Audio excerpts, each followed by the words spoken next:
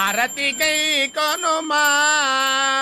స్వాములారా, మీ దయవల్ల నా వ్యాపారం సూపర్ గా లేకపోయినా పర్వాలేదు గాని ఈ కాలనీలో ఉన్న లేడీస్ కి బీటు కొట్టి వాళ్ళ నెంబర్లు కావాలని నా బుర్ర తినేసే జిడ్డుగాళ్ళని, ఎక్కడో బెదవాడలో ఉన్న సెల్గాడికి ఇక్కడి నుంచి లోకల్ కాలు కొట్టి ముష్టి 2 రూపాయలు నా మొహాన పడేసే దరిద్రుల్ని నా ఎస్టీడీ బుర్తిలోకి రానివ్వక తండ్రి. హరహర మహాదేవ శంభో శంకర, హరహర మహాదేవ శంభో శంకర. ఎవరు బాబు నువ్వు? నేనెవరో తర్వాత వెంకట్రావు అనేవాడు ఫోన్ చేసి అప్పలరాజు ఓకే అక్కడికి వస్తే అంతా ఇస్తా స్టార్ట్ ఇమీడియట్లీ అన్నాడా?